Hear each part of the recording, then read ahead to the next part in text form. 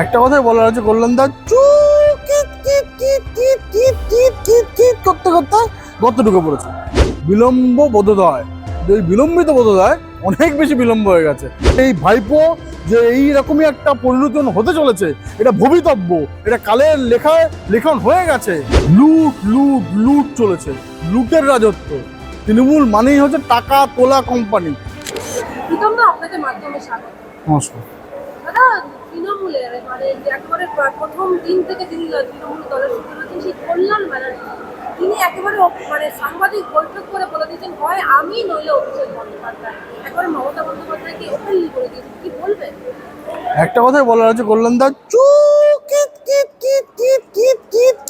করতে করতে গর্ত ঢুকে পড়েছে। তো সুতরাং এগুলো নাটক চলছে, এই নাটকের আর কিছু নেই। ওই যত কটা সই এখন অবধি এসছে, আরেকটা সই আসার নাটক, কিন্তু কোনো লাভ হবে না। বাংলার মানুষ, ভারতীয় জনতা পার্টির প্রত্যেক কার্যকর্তা এই চুকিৎকিত করা মানুষের সাথে যে চুকিৎকিত এতদিন করেছেন এই কল্যাণবাবুদের, তা সবটাই জানে। আর যখন ওনাকে নিয়ে পোস্টার পড়েছিল কালীঘাটে যে মাতাল তোমাদের মানতে হবে, আগামীকে মানতে হবে, তখন তো উনি কোনো কথা বলেননি। এখন কেন?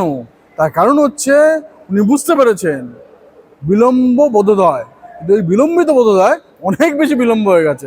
মানুষ ওই কিতকিত করতে করতে ওনাকে ছুঁড়ে ফেলে দিয়েছে। সামনের বছরও যে 2029-এ ভোট হতে চলেছে, তখন উনি ছুঁড়ে চলে যাবেন।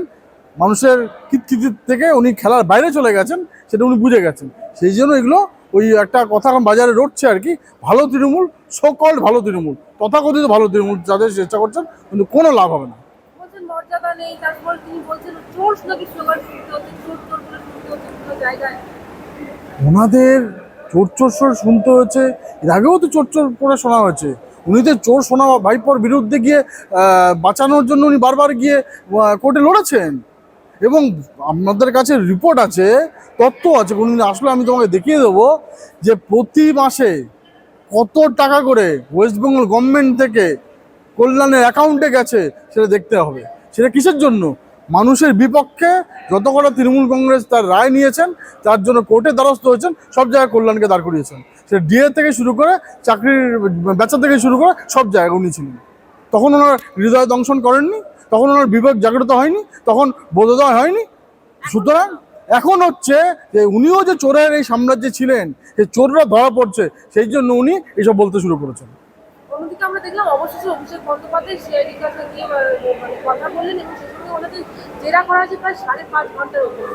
এবং সেই সঙ্গে আমরা সিআইডি সূত্রে জানতে পারছি অনেক প্রশ্নের সদুত্তর দিতে পারেন অভিষেক। সদুত্তর না দিলে ভেতরে যেতে হবে, পরিষ্কার কথা। এই সময় 2026 আজকে 11 জুন লিখে রাখুন, ক্ষমতা মুখ্যমন্ত্রী হবে রাজীব কুমারকে থাকবে। ঠিক একটা বছর আগে মিডিয়া ব্রুজে তোমার ওই তুলসীর মঞ্চ নিয়ে কেউ জিহাদি দিয়ে আক্রমণ করে।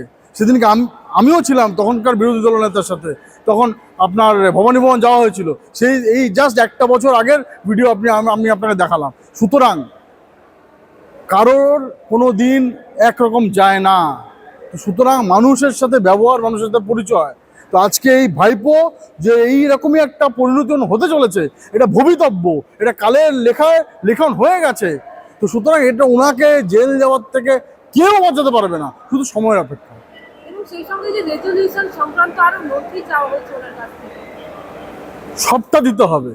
উনি চুরি করতে করতে করতে করতে করতে করতে করতে করতে শেষ পর্যন্ত তৃণমূলীদেরও চুরি করে নিয়েছেন, যেটা তৃণমূলেরই ওনার বিরুদ্ধে এফআইআর করেছেন। তো সেটাতে আমাদের কোনো বক্তব্য নেই। Law will take its own course. যেখানে 30 জনের মতো সাইন করলে হয়ে যায়, সেখানে এতজনকে কেন সাইন করতে হলো? না, সেটা তো ওনাদের ব্যাপার।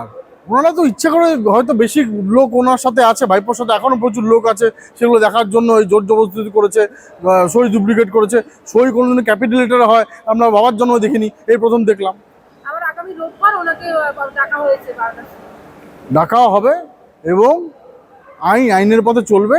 আইনের শাসন প্রতিষ্ঠা করে দিয়েছিল এখানকার পশ্চিমবঙ্গের জনতা, তার রায় 4 তারিখ বেরিয়ে গেছে লাস্ট মাসের। সুতরাং এখন আইনের শাসনই চলবে এবং আইনের শাসনে যারা যারা দোষী তাদের যে জায়গা জেলে সেটা যাওয়া হবে। 12 বছর পূর্তির অনুষ্ঠান হলো আজকে, সেখানে আমরা দেখলাম মুখ্যমন্ত্রী অনেকগুলি কথা বলেছেন রাজ্যের উন্নয়ন, দেশের উন্নয়ন, কি বলবেন? চ্যালেঞ্জ মুখ্যমন্ত্রী দেখলেন তো, বললেন যে উনি ওই ফটো অপে বিশ্বাস না। যারা ইন্ডাস্ট্রিয়ালিস্ট আসবে তারা এর আগে কোনো মানি লন্ডারিং আছে কিনা, তাদের জমি নিয়ে এতদিন কোনো প্রবলেম করেছে কিনা, কোনো ফ্রড কেসে আছে কিনা, সব কিছু দেখে বিচার করে সত্যিকারের পশ্চিমবঙ্গ ডেভেলপমেন্টের জন্য, সত্যিকারের পশ্চিমবঙ্গ রোড ম্যাপ যারা ডেভেলপমেন্ট করবে সেরকম লোকজন যারা আসবে তাদেরকে মুখ্যমন্ত্রী বলেছেন যে সরকার তাদেরকে অগ্রাধিকার দেবেন এবং ওয়ান উইন্ডো সিস্টেম চালু হবে। ফ্রি রেশনের কথা উনি বলেছেন। ফ্রি রেশন তো আজকে এটা আমাদের প্রকল্প, নরেন্দ্র মোদীজির প্রকল্প, 80 কোটি লোককে ফ্রি রেশন দেওয়া হয়, যেটা এতদিন মুখ্যমন্ত্রী স্টিকার রাজনীতি করেছেন, স্টিকার দিতে এর জন্য নাম দেওয়া হয়েছিল, সেগুলো চেঞ্জ হয়ে গেছে। সেইটা আজকে যেভাবে আজকে ডবল ইঞ্জিন সরকার হওয়ার জন্য যেভাবে দিল্লি চলছে সেভাবে এখানকার পশ্চিমবঙ্গ সরকার সেভাবেই চলবে। শেষ প্রশ্ন আপনাকে করছি, আমরা দেখতে পাচ্ছি দিন থেকে টাকা উদ্ধার হচ্ছে, কি বলবেন? কলেজে দেখেছি, এবার স্কুলে আমরা দেখতে পাচ্ছি এত টাকা।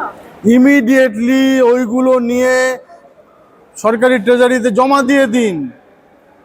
দিয়ে দিন, নালে কোনো সংস্থাকে, বড় বড় সংস্থাকে দান করে দিন, বেঁচে যাবেন, নাহলে সবকটা ভেতরে থাকবেন। তৃণমূল নেতাদের পার্টি অফিস কিংবা বাড়িতে আমরা দেখতে পাচ্ছি যে ত্রাণ সামগ্রী বিভিন্ন জিনিসপত্র পাওয়া যাচ্ছে। লুট চলেছে, লুটের রাজত্ব। তৃণমূল মানেই হচ্ছে টাকা তোলা কোম্পানি। বারবার আমরা বলতাম এর আগে টিভিতে এসে, আজকেও তোমাকে বলছি, এবং এটা কোনো রাজনৈতিক দল হতে পারে না, এটা মাফিয়া গ্যাং। এক মাসের মধ্যে তো আমরা দেখতে পাচ্ছি লোকসভায় বা আলাদা হয়ে যাচ্ছে, ব্লক হয়ে যাচ্ছে, বিধানসভায় আলাদা মানে একই দলের আসন তৃণমূল করছে, এমনকি আমরা দেখতে পাচ্ছি রাজ্যসভাতে অনেক সাংসদ তারা পদত্যাগ করছে। এই যে দেখেছো নোকটা, আমরা ভোট দিয়েছিলাম, ভোটের কালিও ওঠেনি, তৃণমূল দলটা উঠে গেছে। এই রাজনৈতিক দলের ভবিষ্যৎ রাজনৈতিক দল নয়, রাজনৈতিক দল হলে এটা হতো না। যেহেতু এটা লুটের রাজত্ব চলেছে, এটা মাফিয়া গ্যাং, টাকা মারা কোম্পানি, ভাইপো পিসির নেতৃত্ব, ভোটের কালি ওঠার আগে দলটা উঠে গেল।